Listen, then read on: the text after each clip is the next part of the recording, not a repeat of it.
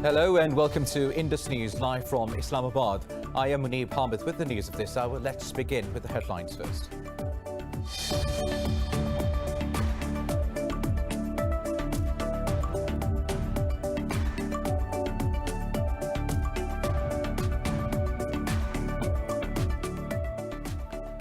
One Pakistani soldier has been martyred by gunfire by terrorists from across the country's border with Afghanistan.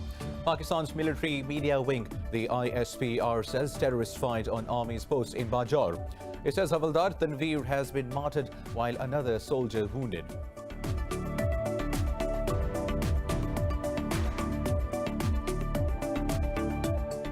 Azerbaijan says it has destroyed Armenia's ballistic missiles aimed at civilian population in Ganja and Mingashever cities.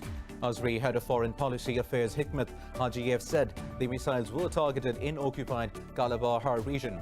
Earlier, Ankara proposed a four-way dialogue between Turkey, Russia, Azerbaijan and Armenia to solve the conflict over Karabakh. Over 500 people have been killed in the ongoing conflict since war started on September 27.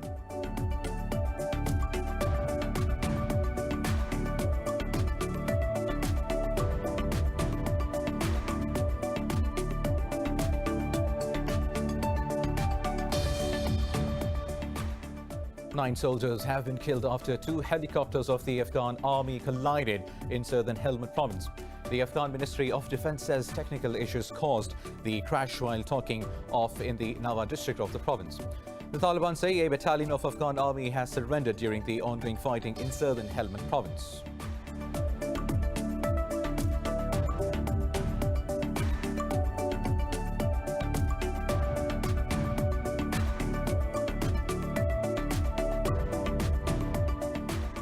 Kyrgyzstan's parliament has once again named Japarov as prime minister in a repeat vote.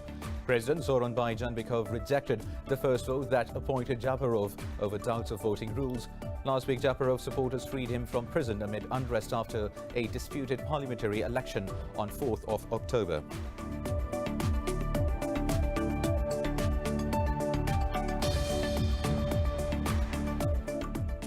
Now, the number of coronavirus infections has topped 38 million worldwide, with over 1,080,000 deaths.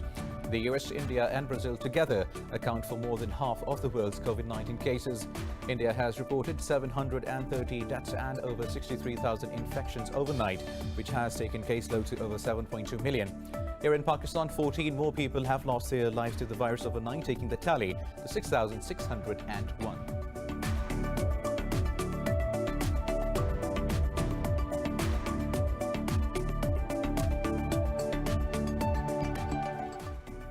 News coming in detail after a short break. Stay tuned.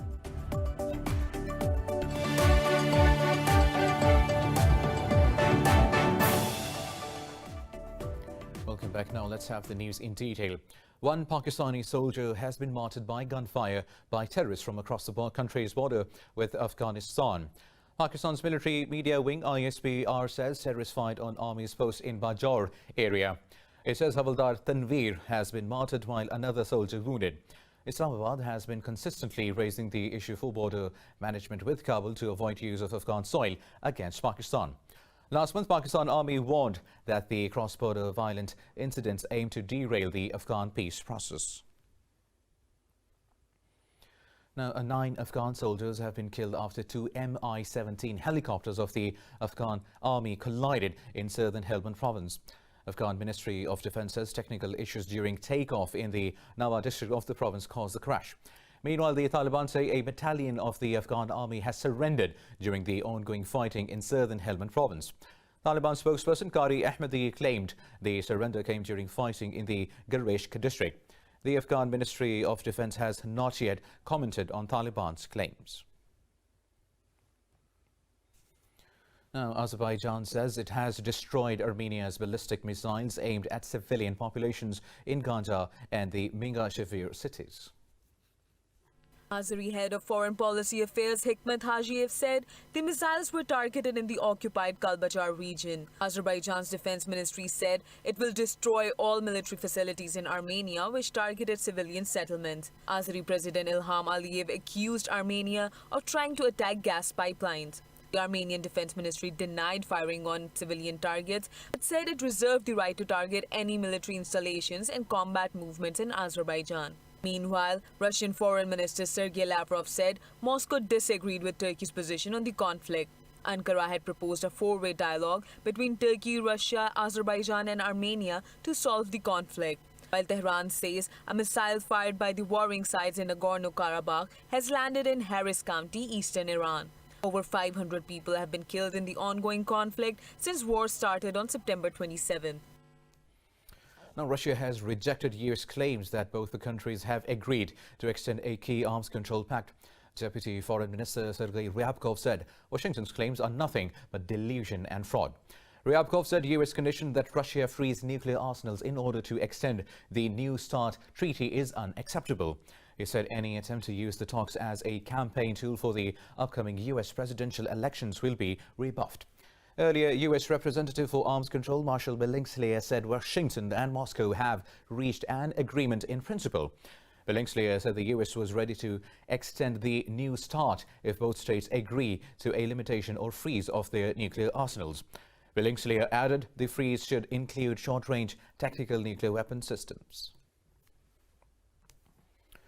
Meanwhile, China says it has lodged a complaint with Canada over Prime Minister Justin Trudeau's remarks on Hong Kong and Xinjiang. Foreign Ministry spokesperson Zhao Lin said the Canadian government exhibited hypocrisy and weakness. Zhao Lin said Trudeau should not interfere in Beijing's internal affairs and focus on the issue in Canada. Earlier, Trudeau accused China of coercive diplomacy. He said Beijing's repressive measures are counterproductive for itself and the rest of the world. Now, the US has urged Turkey to end the calculated provocation by pulling back its exploratory ship from waters contested with Greece. State Department said coercion and military activities will not resolve tensions in the eastern Mediterranean. Spokesperson Morgan Ortagus also called upon Ankara to immediately begin exploratory talks with Athens. Earlier, Germany's Foreign Minister Heiko Maas criticized Turkey for redeploying the vessel. In a press conference with his Cypriot counterpart Nikos, Maas said it is up to Turkey to create the conditions for talks. Turkey's Foreign Minister Mevlut Cavusoglu criticized the US for not recognizing the rights of the Turkish Cypriots. Cavusoglu said any partisan statement or action by external forces will only complicate the matter. Also, Turkey says it has killed 3 militants of the Kurdistan Workers' Party in northern Syria near its southern border. The Defense Ministry said the militants were attempting to infiltrate into the area of Turkey's anti-terror operation. It said Ankara will not allow militants to disturb peace and security in the Operation Peace Spring zone in northeastern Syria. Since 2016, Turkey has launched a trio of operations across its border into northern Syria. Ankara holds the fighter group responsible for the deaths of some 40,000 people in the more than 30-year terror campaign. Now, moving on, Lebanon has signed an agreement with Germany to rebuild the Beirut naval base, which was destroyed in the port's explosion. Lebanese army said the deal was signed by German Ambassador Andreas Kindl and Military Commander General Joseph Owen. Commander Owen expressed his appreciation for the German government's initiative. He said German soldiers working within the UN interim forces in Lebanon are consolidating the relations between the two armies. Meanwhile, Kendall said Germany stands with Lebanese army and intends to develop cooperation in the future in multiple fields. Germany's initiative came after 2 explosions rocked Beirut's port on August 4, killing around 190 people. Meanwhile, Kyrgyzstan's parliament has once again named Sadir Japarov as prime minister in a repeat vote. President Soronbay Jeenbekov rejected the first vote that appointed Japarov over doubts of voting rules. Jeenbekov asked the parliament to vote again after MPs chose nationalist politician Sadir Japarov last week. Japarov's supporters freed him from prison last week amid unrest after a disputed parliamentary election. Kyrgyzstan has been gripped by a political crisis since mass protests rejected the results of October 4 election. Now, Pakistan and the United Kingdom have held the 5th round of talks on arms control, non-proliferation and disarmament. Pakistan's Director General Arms Control and Disarmament, Mohammad Kamran Akhtar, and the UK's Director Defence and International Security, Samantha Jobb, held the meeting virtually. In a statement, Pakistan's foreign ministry said both sides also discussed global and regional security.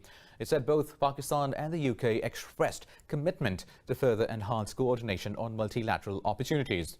The ministry said the two sides agreed to hold the sixth round of consultations next year. In Pakistan now, 14 people have lost their lives to COVID-19 in the past 24 hours, with the death toll rising to 6,601. The Health Ministry says 615 people tested positive for the virus overnight. The ministry said there are 8,782 active coronavirus cases in the country. It said out of over 320,000 infections, some 305,000 have recovered. The ministry said more than 140,000 cases have been detected in the Sindh province so far, while Punjab has reported more than 101,000 cases. Now, the number of coronavirus infections has topped 38 million worldwide, with over 1,080,000 deaths. The US, India and Brazil together account for more than half of the world's COVID-19 cases. Meanwhile, India's death toll has surged to over 110,000, with more than 7.2 million infections. More details in this report. The surging second wave of COVID-19 has jeopardized hopes of an early economic revival, especially for developing countries. Brazil continues to be the worst-hit country in Latin America, while Argentina is also witnessing a steep rise in infections. Struggling to contain the outbreak and sustain its economy, Mexico has announced to vaccinate 116 million of its population by the end of 2021. With what I just mentioned, if we add COVAX and each one of these, AstraZeneca, Pfizer and CanSino, we will be covering more than 100 million Mexicans. As of today, Mexico is in the same condition as the United States and the European Union and other countries in the world. We've already assured the necessary capacity. Many countries across Europe have widened scope of restrictions to regain a grip on the resurging pandemic. The Czech Republic has extended school shutdown till November 3rd and restricted all eateries to home deliveries only. The Netherlands has also enforced a partial lockdown, while hospitals in Paris are once again being overwhelmed. Spain's healthcare system is on the ropes as well, as Catalan's medics demand more resources amid rising infections. We are asking for help because we cannot give people the resources they need to be treated during this COVID pandemic. I mean, we are not treating people as we should in the current circumstances we are facing in this pandemic. After confirmed instances of recovered patients contracting COVID-19 again, the World Health Organization has dismissed the idea of herd immunity to fight the virus, saying it will only cause suffering and death. Well, now Malaysia's Royal Palace has postponed all meetings for 2 weeks because of new coronavirus curbs. Earlier, the palace has cancelled the King's meeting with allies of opposition leader Anwar Ibrahim. In a statement, the King's secretary said the palace will set new dates for the meetings with party leaders. Yesterday, opposition leader Anwar Ibrahim claimed he presented proof of his parliamentary majority to the King in a meeting. Later, in a statement, the palace said Anwar only submitted a number of supporting lawmakers, not identities. No political party has clearly declared support for the opposition leader so far. Meanwhile, US pharmaceutical firm Eli Lilly has paused the trials of COVID-19 vaccine over potential safety concerns. In a statement, Lilly spokesperson Molly McCurley said Data Safety Monitoring Board recommended halt of caution. McCurley said the firm has applied for emergency use of authorization for the antibody drug. Earlier, US President Donald Trump had boosted that Lilly antibody treatment is equivalent to COVID-19 cure. This comes a day after Johnson & Johnson also paused trial of its coronavirus vaccine because a volunteer became sick. The US AstraZeneca's experimental COVID-19 vaccine is also on hold for over a month after a volunteer in its UK study fell ill. Now, the Executive Board of World Bank has approved a $12 billion in funding for COVID-19 stricken developing countries. The new funding aims to finance, purchase and distribute COVID-19 vaccines. In a statement, the bank said the program will include technical support for deploying vaccines at scale. It said the financing plan is part of the $160 billion that the World Bank pledged to provide developing countries. The statement said the funding will signal drug companies that there will be ample financing for COVID-19 vaccine in these countries. More news coming up in this bulletin after a short break. Stay tuned.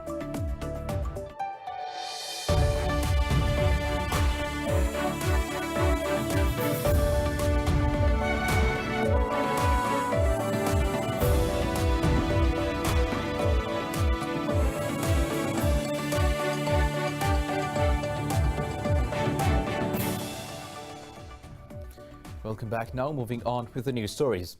The United States will deploy up to 2,500 soldiers in Bulgaria as part of the 10-year defense cooperation roadmap.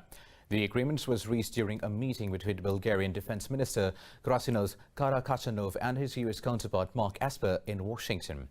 Karakachanov said the two NATO countries aim at deepening cooperation in the Black Sea region. The American soldiers will be deployed at 4 military bases used by the U.S. in Bulgaria. The Balkan nation has also purchased 8 F-16 Block 70 aircraft from the United States, which will be delivered in 2024. Now, the biggest World War II bomb ever found in Poland has exploded underwater as Navy divers try to defuse it. More than 750 people were evacuated from the area where the Tallboy bomb was found. Local authorities said no one was injured and no infrastructure damaged. The bomb weighed nearly 5,400 kilograms and included 2,400 kilograms of explosive. The bomb was dropped by the British Air Force in 1945 in an attack on the German cruiser Lotso. Well, now in Thailand, hundreds of protesters clashed with police after 21 people were arrested ahead of a new round of anti-government demonstrations. The demonstrators are calling for a new constitution and the removal of Prime Minister Prayut Chan-o-cha. The protesters threw blue paint at officers and demanded the release of detainees. Breaking a taboo against criticizing the royal family, they shouted at the motorcade of King Maha Vajiralongkorn. They also called for curbs on the powers of the monarchy. Royalist politician Varung Dishkit Vingrom condemned the protesters in a Facebook post.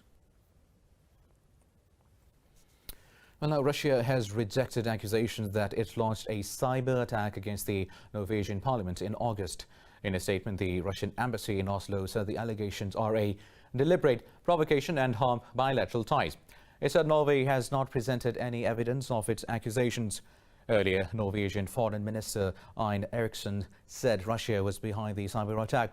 In August, Norway hackers attacked the parliament's email system, gaining access to some lawmakers' messages.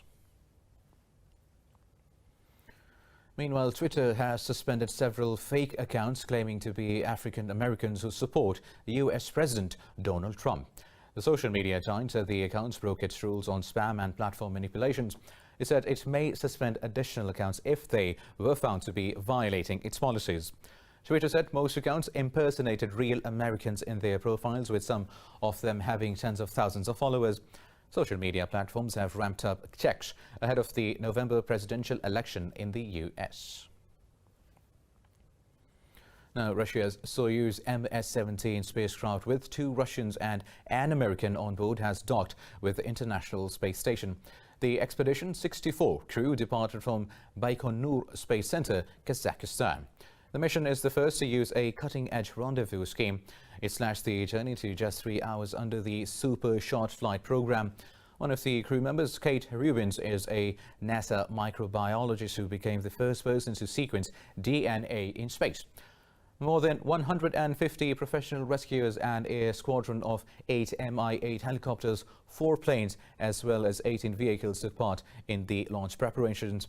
The crew is expected to deliver equipment which will allow to detect and eliminate an air leak. Now, the skeleton of a carnivorous dinosaur has been sold at a Paris auction house for €3 million. More about this 150 million-year-old dinosaur in this report. The skeleton of Allosaurus dinosaur, discovered in a lying position with 2/3 of the bones intact, was dug up in the U.S. state of Wyoming 3 years ago. Measuring 3.5 meters high and 10 meters long, it is one of the largest skeletons of the species in the world. The near-complete skeleton was auctioned in Paris with the starting price of 1 million to 1.2 million euros. This year, we are lucky to present a beautiful specimen found between the end of 2016 and the start of 2017. It is complete at almost 70%, which is rare. It is connected with fragments coming from the same animal and very well restored by the biggest European restoration expert in this field, and we estimate it at 1 million euros. It went to an unnamed foreign buyer for €3 million. Allosaurus possessed a massive skull, a short neck, and a large rib cage. The skeleton had traces of trauma on 3 sides, which experts say are probably due to battles with other species or prey. Paleontology expert Iacono Briano described the skeleton as a high-grade specimen. For this specimen,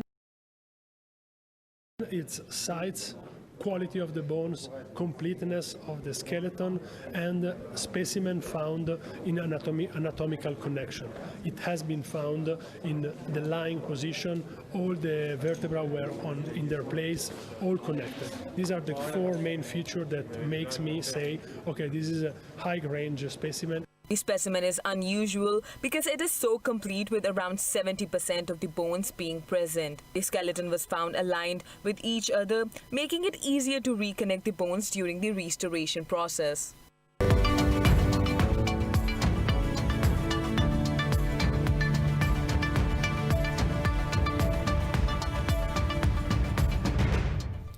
Meanwhile, the IMF says a resurgence of COVID-19 cases and low prospects for a vaccine will have a severe impact on world economy.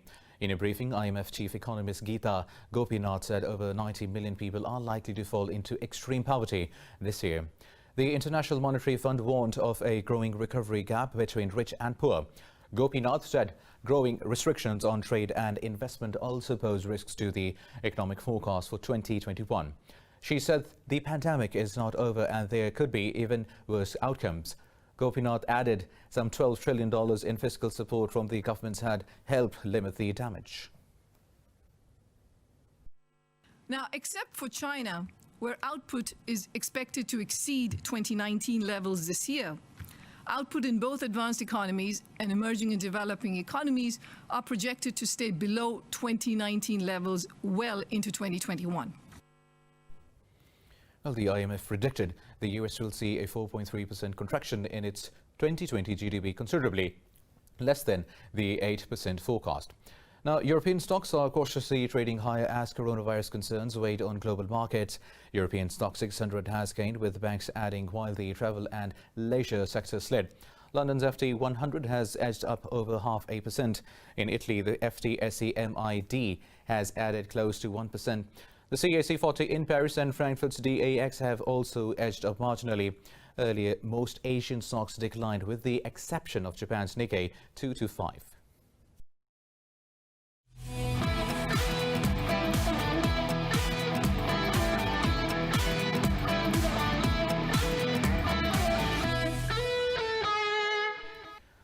Ukraine have stunned Spain with a shocking 1-0 win in the UEFA Nations League. This is Ukraine's first ever victory against the 2010 World Cup winners. Ukraine took the lead against the run-off play in the 76th minute. Viktor Saigankov surprised David De Gea by firing a skipper from outside the box. Ukraine had lost their last 3 outings after losing 6 key players as they tested positive for COVID-19. The result has given Ukraine a chance of making it to the top of Group 4 with 2 games remaining. This marks Spain's first defeat in 2 years, even though they still lead with 7 points.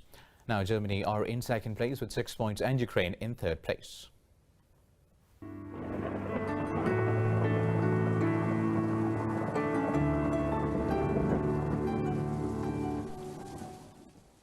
And now let's have a look at the weather updates around the globe.